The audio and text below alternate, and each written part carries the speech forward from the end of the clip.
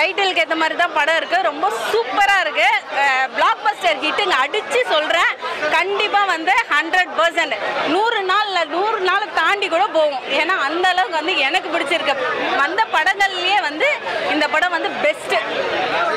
எல்லாரும் குடும்பமாக போய் பார்க்கலாம். ரொம்ப நல்லா பண்ணியிருக்காரு.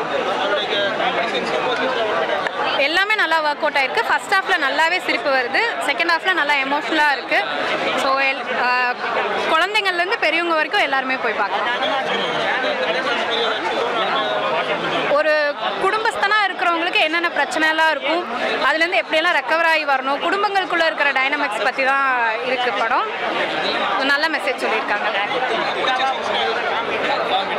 எனக்கு பிடிச்ச சீன்ஸ்னால் ஹீரோயின் வந்து ஹீரோ கிட்ட போய் கன்ஃபர்ம் பண்ணுவாங்க, யார் மேலே தப்பு இருக்குது, உன் மேலே தப்பு இல்லை, அதாவது என் மேலே தப்பு இல்லை, உன் மேலே தான் தப்பு இருக்குதுன்னு சொல்லிட்டு அந்த சீன் எனக்கு ரொம்ப பிடிச்சிருக்கு.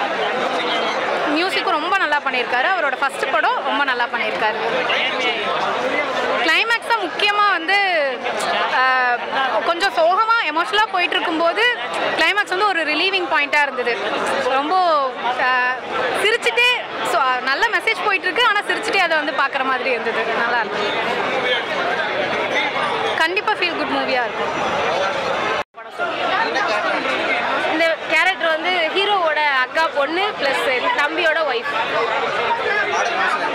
பாடல் எல்லா பாடலுமே ரொம்ப நல்லா இருக்கு. வர ஆல்பமாவே ஹிட் தான். ரொம்ப நல்லா இருக்கு. கல்யாணம் ஆயிடுச்சா? பண்ணிட்ட பிறகு என்னென்னலாம் அனுபவிப்பியோ அதெல்லாம் ரொம்ப அழகாக தெளிவாக காமிச்சிருக்காங்க.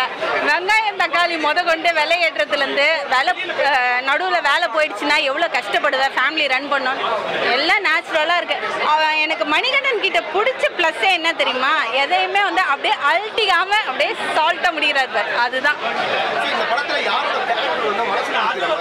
மணி தான். மணி அவரோட ஃப்ரெண்ட்ஸு, அவங்க அம்மா மெயினாக. ஏன்னா எப்போ பாரு இந்த மருவத்தூர் மாலையை போட்டுக்கிட்டு அப்படியே பேசுகிறாங்க பாரு. சாப்பாடு உள்ளே இறங்கும் போது தான் கரண்ட் பில்லு கட்டணும், அரிசி எல்லார் வீட்லேயும் நடக்கிறது தான். ஸோ எல்லாருமே வந்து சூப்பர் ஃபுல்ஃபில்லு. எல்லா ஆர்டிஸ்ட்டுமே நல்லா பண்ணியிருக்காங்க. எமோஷன் வந்து ஆஃப்டர் இன்டர்வலுக்கு அப்புறம் தான் ஒரு சீன் வருது. பட் ஆனால் காமெடி வந்து பிச்சு எடுத்துட்டாங்கப்பா, மறட்டிட்டாங்க. Full fire.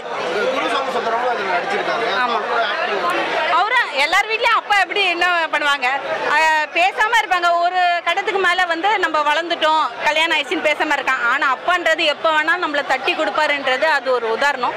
சூப்பராக பண்ணியிருக்காரு. மனசில் நிற்கிற மாதிரிலாம் சொல்ல முடியாது. என் மனசில் இப்போதைக்கு இந்த ஃபேமிலியாக தான் இருக்குது. இந்த படம் பார்க்குறவங்களுக்கு கண்டிப்பாக இருக்குங்க.